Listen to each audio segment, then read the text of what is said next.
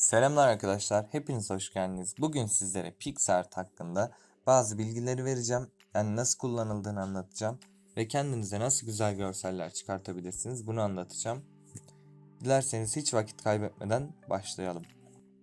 Arkadaşlar öncelikle uygulamalara gidip PicsArt'ı açmanız gerekiyor. Tabii ki de PicsArt yüklü değilse Google Play Store'a giderek PicsArt yazıp indirebilirsiniz. PicsArt yazdığımızda zaten karşımıza bir tane sonuç çıkar. Onu da yükleyip aç'a bastım. Daha sonra bu ekranda bekliyorum. Gördüğünüz gibi 7 gün ücretsiz deneme diyor ve benim sürem bitmiş gibi gözüküyor. Ama aslında bitmedi. Uygulamayı ilk açtığınızda karşınıza bir bölüm geliyor. Diyor ki işte 7 gün ücretsiz deneyebilirsin ama Google hesabın, Facebook hesabın ya da bizim kendi Pixar uygulamamıza diyor.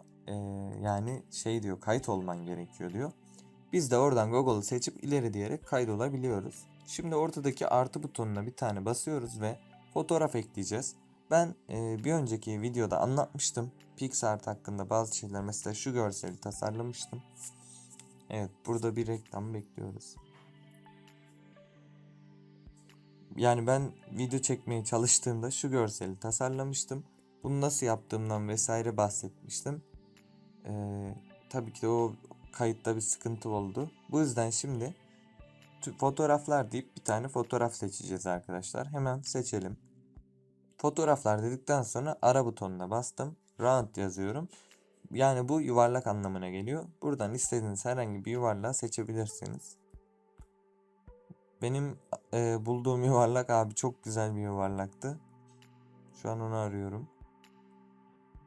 Round yazdım abi, şu an bulamıyorum onu. Gerçekten çok üzüldüm. Neyse, burada isterseniz siz de farklı bir şey seçebilirsiniz. Ne seçelim mesela? Yukarıda güzel bir şey vardı aslında da. Şöyle bir bakalım. Evet, şu sol taraftaki turuncu olanı seçelim bakalım. Bunu indiriyor arkadaşlar bizim için. Daha sonra yerleştiriyor.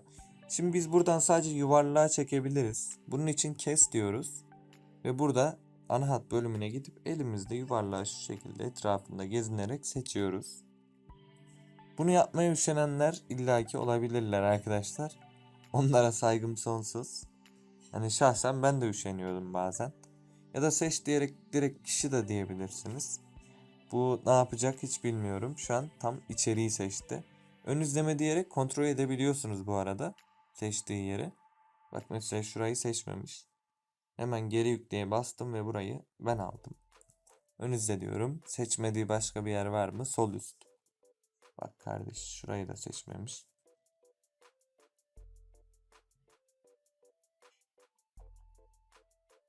Tamam, şimdi ön izliyorum. Şu an gayet güzel. Şimdi bunu kaydet diyorum arkadaşlar. Sadece içerisi kaldı gördüğünüz gibi. Kendi fotoğrafımızı atacağız. Kendi fotoğrafımızı atmak için şöyle en sol en aşağıdan yavaş yavaş sağa doğru çekiyorum. Foto ekleye basıyorum. Foto ekleye basıp kendi fotoğrafımı seçeceğim. Fotoğrafımı seçip ekle dedim arkadaşlar. Daha sonra da büyütüyorum güzelce. Şimdi biraz değişik bir poz vermişim abi. Niye böyle vermişim bilmiyorum ama. Burada arkadaşlar en sol en aşağıdan yine sağ tarafa doğru şu şekilde çekerek kes bölümüne gidiyoruz. Ve burada direkt hiç uğraşmayacağım. İsterseniz ana hat deyin. Şu şekilde kendinizi seçin, uğraşın. Ama ben çok fazla ihtiyaç duymuyorum. Çünkü size anlatmak için yapıyorum. Bu yüzden seç diyorum, kişi diyorum arkadaşlar. PicsArt benim yerime otomatik olarak bir seçim işlemi yapıyor. Elinden geldiği kadar beni pürüzsüz kesmeye çalışıyor. Kaydet diyorum arkadaşlar. Gayet de güzel kesti şansımıza. Birazcık büyütüyorum, büyütüyorum vesaire büyütüyorum. Sonra kendimce ayarlamasını yapıyorum. İşte mesela arka plan çok büyük diyelim. Onu da küçültebilirsiniz. Şu şekilde biz bir yerleştirme yapalım. Mesela tam şu şekilde dursun arkadaşım, tamam mı? Ne yapıyorum? Bu böyle dururken silgi aracımı, üstteki silgi aracını seçtim. Sil bölümüne bastım. Ve buradan boyutumu ayarlıyorum. Fırça boyutumu. Sertliğini ayarlıyorum. Mesela sertlik ne abi? Şu. Bak kardeşim, burayı direkt siliyor, görüyor musun? Şimdi sertliği 0 yapıyorum. Bak, burayı silişini aldın mı? Böyle çok az, yani böyle opaklıklı siliyor gibi düşün. Birazcık şöyle kendimce ayarlıyorum fırçamı. Buradan silmeye başlıyorum arkadaşlar. İçerideki yuvarlığa kadar sileceğim. Şöyle silme işlemimi gerçekleştiriyorum. Evet, nazik bir şekilde silerseniz herhangi bir sorun da yaşamazsınız. Şu an sildim. Gayet de güzel oldu arkadaşlar. Yani sanki ben gerçekten oradaymışım gibi oldu. Tamam diyorum sağ üstten. Daha sonrasında bu tasarımı süsleyebilirsiniz. Mesela arkadaşlar foto ekle deyip bir tane görsel kullanalım arka planımıza. Buraya istediğiniz herhangi bir arka plan yazabilirsiniz. Mesela arka planlar yazalım. Burada birçok arka plan mevcut. Bunlardan birini beğenip seçebilirsiniz. İşte diyelim ki ne seçelim abi, ben de bilmiyorum şu an. Şunu seçelim. Ekle diyelim. Daha sonra da bunu şöyle büyütelim. Döndürelim. Tamam, döndürdük. Peki arkadaşım, bu hepsinin üstünde kalıyor. Ne yapacağım? Sol üstte bak, gene çarpının bir sağında katmanlar işareti var. Katmanlara bir tane basıyorsun. Bunu aşağı yolluyorsun. Aşağı aşağı aşağı aşağı. En aşağı yolluyorsun. Tabii ki de şu anki yaptığımız görselde bir sıkıntı olacak. Çünkü biz bunu yollayamayız aşağıya, şu arka planı. Çünkü şunu arka plan olarak seçtik biz, o yüzden. Şimdi o zaman ne yapacağız? Tekrardan gidiyoruz. Aynı görseli bir daha alıp bir daha keseceğiz. Yani foto ekle bölümüne geldik. Şu PicsArt'ta yaptığımız son uygulamayı seçiyoruz. Ekle diyoruz. Zaten buraya otomatik gelmiş. O yüzden sıkıntı yok. Şu arka planımızı yerleştirdik. Şunu aldık. Biraz büyüttük. Güzel bir şekilde. Mesela hatta küçük olsun, biz daha büyük olalım. Şimdi böyle koyduk. Sonra da arkadaki beni alıyorum. Tamam mı? Şu katmanlar bölümünde yukarıya basıyorum. Kendimi üste alıp şu şekilde yerleştirmesini de yapıyorum. Bakın daha da üstte duruyorum. Bu daha da hoş gözüküyor bence. Şimdi geldim. Silgi aracımı tekrar alıyorum. Şuradan üst taraftan. Sil diyorum. Yakınlaşıyorum şu şekilde. Ve şuradan silme işlemimi hafif hafif yapıyorum arkadaşlar. Zaten sildiğim yerler gözle görülebilecek, belli olacak yerler. Evet, şu an sildim. Çok da profesyonel sildim gerçekten. Şimdi arkadaşlar aşağı tarafa yazı yazabilirsiniz. Bunun dışında görsellere efektler uygulayabilirsiniz. Mesela bu görsel arka plan var ya. Buna geldim, bir efekt uygulayacağım. Şöyle aşağı tarafı kaydırarak efektler bölümüne gidebiliyorum. Efektler dedim. Burada gördüğünüz gibi şablon 1, şablon 2. Böyle şablonlar var. Bunları ücretsiz olarak deneyebiliyoruz bir süreliğine. Şeklini bile bozabiliyoruz yani. Bunları yapmayalım. Bunlar yerine sihir, artistik. Buradan bakalım, bulalım, bir şeyler bulalım. Evet, bulanıklılık var mesela. Odak noktası neresi olsun? Şurası olsun mesela işte. Vesaire. Bunu yuvarlak kullanırken kullanabilirsiniz arkadaşlar. Çok güzel bir efekt olur. Şu şekilde yapalım bakalım. Gördüğünüz gibi çok da güzel duruyor yani şahsen. Şu şekilde ayarlamasını da yaparsanız arka planın hiçbir sıkıntınız kalmaz diye düşünmekteyim ben şahsen. Tabii ki de beğenmemiş olabilirsiniz efektleri, arka planı vesaire şu anda. Ama bunların hepsini değiştirebilirsiniz arkadaşlar. O yüzden korkulacak ya da kendiniz kötü hissedecek herhangi bir durum yok. Renklendirme de yapabilirsiniz. Ayarlara bakın. Bir tane basılı tutuyorum. Tamam, bak şu şekilde basılı tuttum. Çektim, renk tonunu buradan değiştirebilirim. Biz siyahçıyız ya da kırmızıcıyız. Tamam. Şöyle dursun. Soldurma da verebilirsiniz.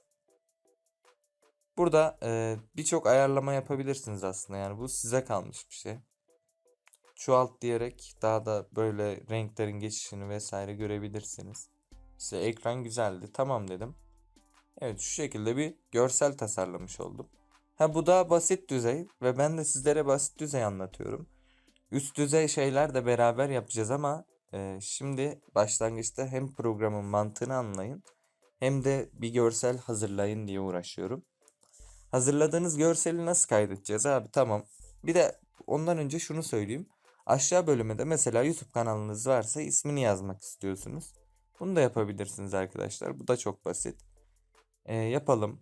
Şimdi arkadaşlar boş bir yere tıklıyorum, tamam mı? Boş bir yerde metine tıklıyorum. Daha sonra buraya yazmaya başlıyorum. Mustafa Demiral mesela. Evet, yazdıktan sonra sağa sola ortaya hizalayabilirsiniz. Tamam diyorum. Büyütüyorum. Şöyle koydum. Sonra burada fontlar çıkıyor. Bak mesela Bunya, Minstrel, Orbition. Yani buradaki fontları sen kendin seçebileceksin arkadaşım. Tabii ki de bazı fontlar ücretli. O yüzden kullandığınız fontlara dikkat edin. Mesela ne olabilir? Şu şekilde bir şey yapabiliriz. Tırnaklı font kullanmamaya da dikkat edin arkadaşlar. Tırnaklı font biraz kötü duruyor maalesef. Şu şekil güzel. Sonra fırça darbesi var. Buradaki kontürü oluyor daha doğrusu bunun. Ben bunu kullanmanızı pek tavsiye etmiyorum arkadaşlar. Renk de verebiliyorsunuz kendiniz bu fırça darbesine. Mesela şuradaki renk. Bu şekilde. İç rengini değiştirebiliyorsunuz. Siyah, beyaz, kırmızı, yeşil, mavi. Siz ne yaparsanız artık. Buradan karıştırma efektlerini de verip görselin daha değişik durmasını sağlayabiliyorsunuz. Yani görsel diyorum, metnin.